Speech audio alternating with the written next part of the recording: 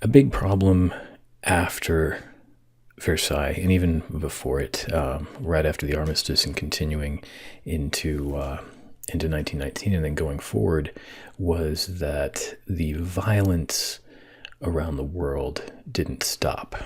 Even though the war had stopped, the violence and the culture of violence that it brought about didn't. So the best immediate example of that was that the British continued to wage war with their navy, despite an armistice being agreed upon in November 1918. The British continued to engage a blockade of Germany, of the North Sea, and that resulted in quite disastrous food shortages. And the British knew that would happen, and they wanted it to happen. The goal was to force the German people to become so desperate that they would influence their leader to sign off on the Treaty of Versailles, and that worked. This caused a lot of unrest within Germany. You can see this image here is a butcher shop that's been broken into and everything stolen from it. People were hungry, and so you started to see riots against food shops, butcher shops, bakeries, grocery stores in German cities all over the country, because there was nothing to eat. And so that was a very cynical move by the British, and one that was quite cruel. Your video, if you watch the Great War documentary, episode 7, it talks about how bad this was in Vienna.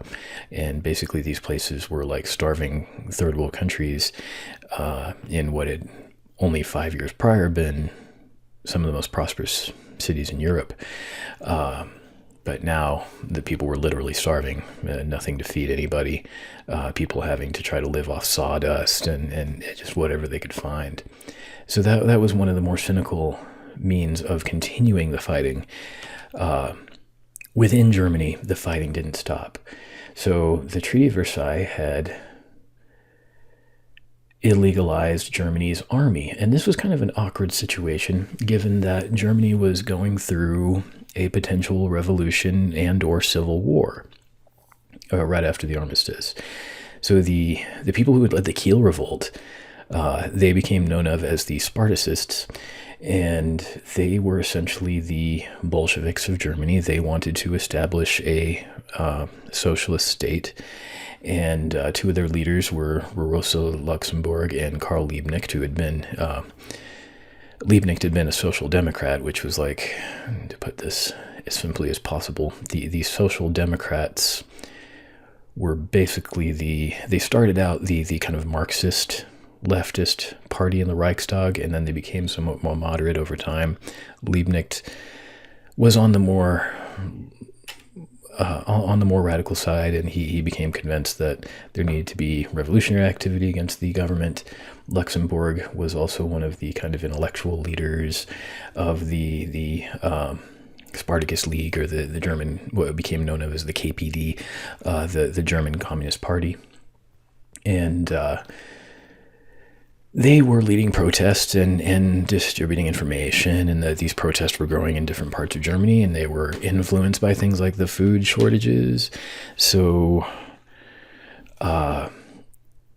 the president of Germany, a guy named, under the new government, the Weimar Republic, was a guy named Friedrich Ebert.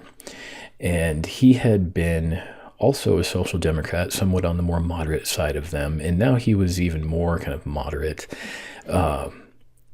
In a lot of ways, he was kind of not a great analog, but he was a little bit like a Hillary Clinton-like character. He had a number of kind of ethical, questionable things that went on.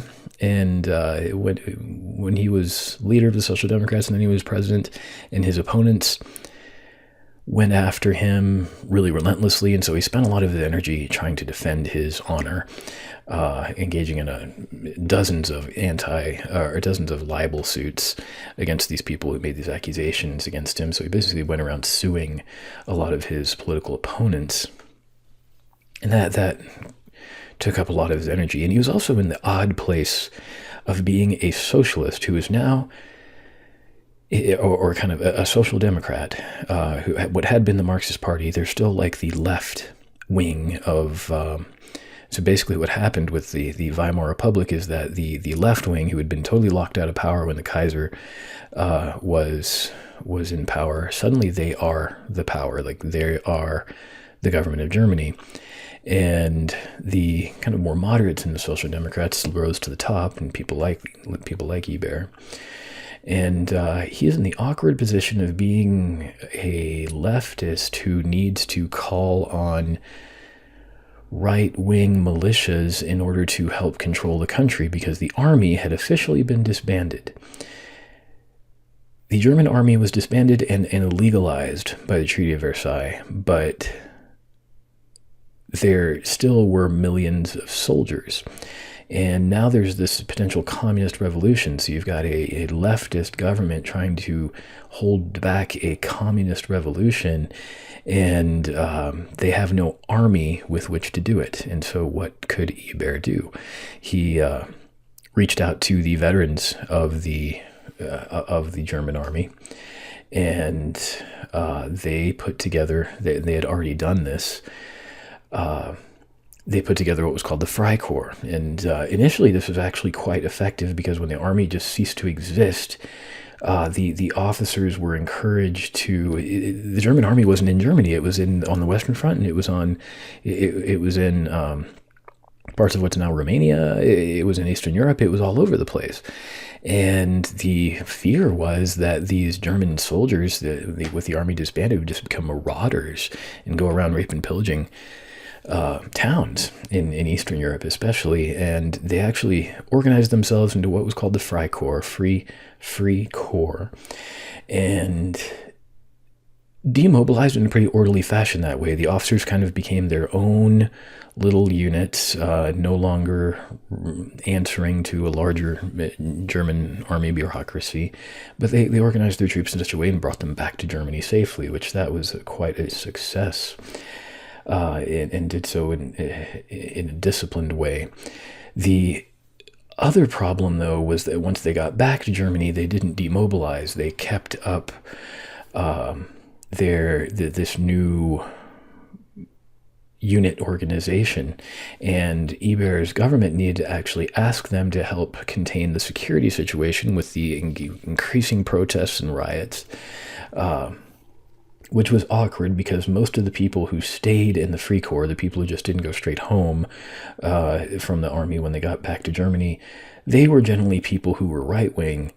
They hated the socialists and the communists who were trying to take over the country. And they hated civilians in general. These were people who had a very regimental nature, and they loved kind of the way the military worked, and that's why they wanted to stay in it. That's why they created the Freikorps. And they also loved the violence of it. And so Ebert called on them to. He wasn't allowed to have a regular army, but he was allowed to ask them to help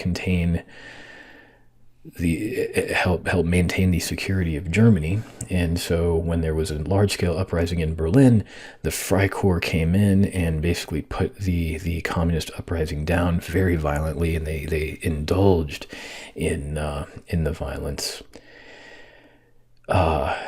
including murdering the communist leaders, Rosa Luxemburg and Karl Liebknecht.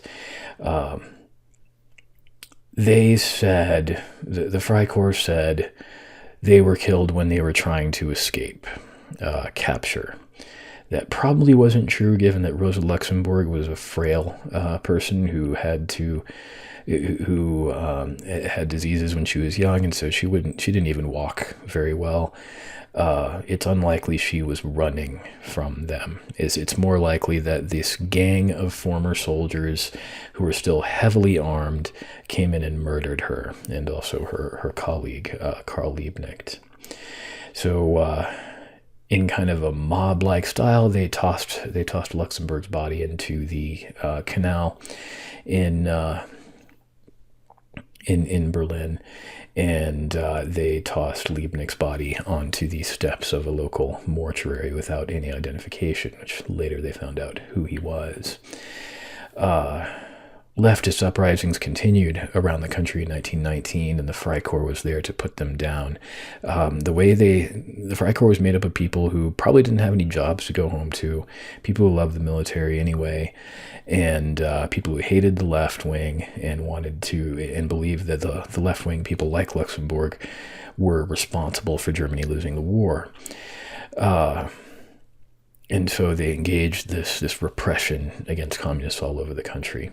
The Freikorps eventually got out of control. They became more and more violent, and their violence was sustained by all the supplies they had. So that basically they just the remnants of the old German quartermaster system that had supplied the army, they just took a bunch of that stuff, all the different units, so they had a bunch of weapons, the kind of heavy weapons you were using on the front, and would terrorize communities all across Germany and also outside Germany. The Freikorps invaded Estonia and invaded parts of Poland, trying to take back some of the territory they thought had been unfairly taken from them by the Treaty of Versailles. And eventually they just became these... It devolved from what had been an army, turned into a paramilitary kind of vigilante organization, and then just turned into almost gangsters. At that point, by the early 1920s, Ebert had to declare any Freikorps units illegal, and said the police would break them up if they found, and so that did cause some literal almost battles with the police in different areas of Germany. And the Freikorps members were so upset they tried to engage a coup in Berlin, in which they said one of their commanders, a guy named Kopp, was actually now the president of Germany, and they said they were going to fight for him, and they ended up eventually disbanding, but for a while, because no one joined them from outside Berlin, and eventually the police surrounded them and forced them to give way. But for a while, what was called the Kopp Putsch made Ebert's government kind of shaky. So this made Germany look really bad after a while, but it also underscored the instability that was going on and the continued violence that was going on. So the Freikorps broke up by 1921-22, but the resentments that they had didn't break up. Those resentments and the anger about how the war had ended were still there. And many of them just went underground. Many of them had committed just straight up crimes, such as murdering people. One person they murdered was a businessman named Walter Rathenau. And he had actually been someone who was responsible for keeping Germany in the war longer than it could have been. He helped organize the industrial production during the war. Freikorps gangs essentially sought him out, and then they killed him. And the reason was for nothing else but he was Jewish. And they thought that because he was Jewish, that was somehow at fault. He was at fault for losing the war. Another element of not fighting were the British in India. The British had actually wanted to expand their empire. And they still had, India was part of their empire, and they were trying to hold on to it. And the Indians had contributed a lot to the war. They had sent many thousands of soldiers, tens and hundreds of thousands. I think there was something like 100,000 Indian soldiers that participated, or more. I'd have to look up the exact number. But a significant amount of Indians served on the front in Europe, and drawn upon by the British Raj, the British government in India, colonial government, and they were afraid of losing control, and they were afraid that the Bolshevist communism in Russia was extending southward into what's now Pakistan, what was then India. And the concern was Bolshevism was kind of hiding in religious religious movements, and so this resulted in what was called the Amritsar massacre in 1919, and it was just this terrible event in which the British commander, a British general, was sent.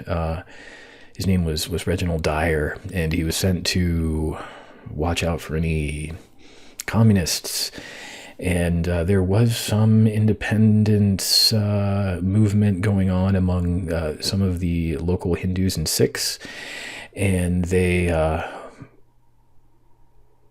and some of them had abused a few British people. So there was a British woman in this town in Punjab province, what the British called Amritsar, and British woman was assaulted.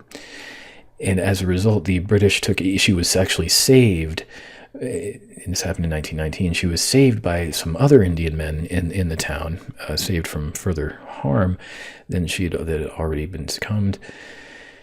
And the British authorities decided to take it out on the entire town, and so they declared this certain district of the town off limits to any Indian people, any locals, and if any local men were found, they would, in this particular square blocks of the town that was supposed to be for the British colonies or colonists, the native men would be forced to crawl out by the British soldiers, and so just completely humiliated. This made the locals upset, and they started some anti-British protests that were also part of a religious festival.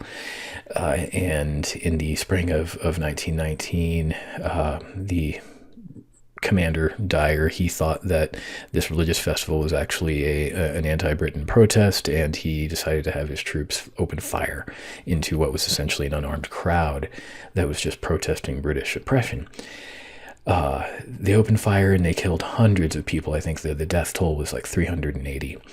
And just wantonly, the soldiers under Dyer just wantonly fired into this crowd, which it wasn't all protesters. It was partly just religious celebrants and some protesters, and none of them were armed. And so it was just this terrible massacre, and it was as a result of some of the things that had happened in World War I. You know, they're afraid of Bolshevism spreading, and they're paranoid about that.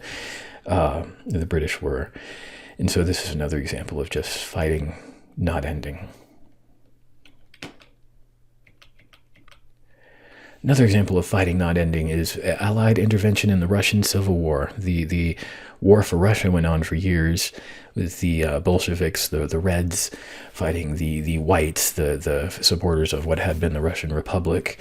And the Allies tried to intervene on their behalf. The U.S. was part of this intervention. Didn't work out, but it continued this fighting in Russia for several years. That was an intervention in their own civil war. With the Ottoman Empire falling apart, France tried to expand into Turkey, causing a small-scale war in 1920 where they tried to expand their Syrian mandate into parts of Turkish territory. Here you can see that occupation zone there.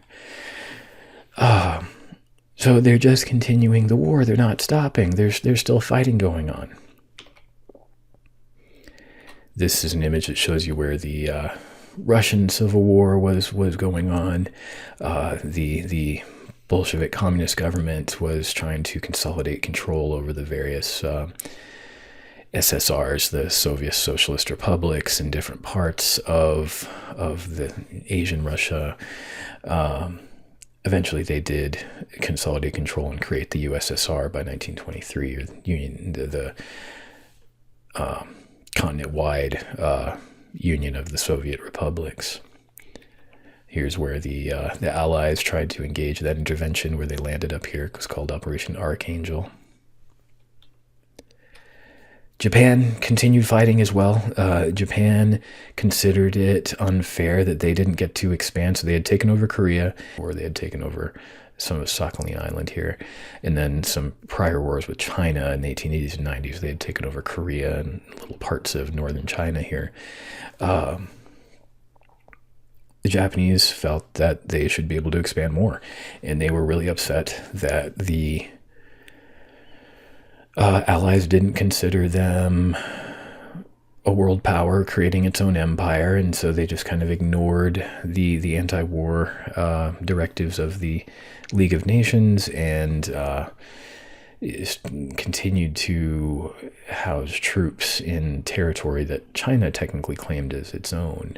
And so this low-scale conflict with China was brewing with Japan. The United States was the country that had inspired the League of Nations. Woodrow Wilson was the brainchild behind it, and he ended up failing pretty badly. He didn't take any Republicans with him to the Treaty of Versailles, and as a result, the Republicans were not particularly excited about supporting his efforts, and a lot of Americans were concerned that being in the League of Nations would pull them into future European wars. A lot of Americans are pretty sure that there was going to be another European war in not too distant future. Wilson couldn't convince the senators to approve the treaty, and so he decided to take the treaty to the people and do a public relations campaign where he gave speeches in favor of the treaty to try to get the people to convince their senators to vote for it. That actually seemed to be working. He made some pretty strong arguments. The strongest one was asking the American people, what did we fight for if not this? We fought to end war for all time, and League of Nations is how you do that. We fought to accomplish a new world, and the League of Nations is part of that. If we don't enter the League of Nations, what will any of the fighting have been for? He also argued that it was irresponsible to not be a part of for the U.S. not to be a part of the League of Nations as a result of that the U.S. had proven itself to be a major force on Earth by helping end the war, and this was a way you continued that status. Republican senators didn't really buy those arguments, but American people were. Unfortunately for Wilson, he didn't get a chance to speak to enough of them because he had a stroke in the effort. His doctors had told him not to even try. He had a stroke, wasn't able to continue the campaign, had to go back to Washington where he was so sick he wasn't really thinking straight or physically or mentally able to negotiate anymore, and the League of Nations failed in the U.S. Senate. And so the U.S., which had been the initiator of the idea of the League of Nations, ended up not joining it, which from the very beginning made the League of Nations very illegitimate. The League of Nations basically was the France-Britain club, and no one else really took it seriously because the U.S. isn't in it, and so the rest of the world was kind of like, okay, this is France and Britain's little organization that they use to push their interests. So around the world, the peace that came out of 1918-19, continuing to the 1920s, didn't look very peaceful. It looked kind of like just like the Freikorps had taken the German army and just broken it up into something different that actually became uglier than the army ever was. The peace that was created at Versailles kind of rearranged the problems of the world in such a way that made them uglier than they were before. The British and French, with regard to their colonies, they just got more racist, more unwilling to give those colonial peoples their fair shot at independence. The U.S. became more isolationist. Despite having helped win the war, the U.S. decided to just forfeit all its responsibility and all its leadership. The Russia became a worse place. I mean, people there were suffering from starvation, from depredation due to the Civil War. Japan got uglier.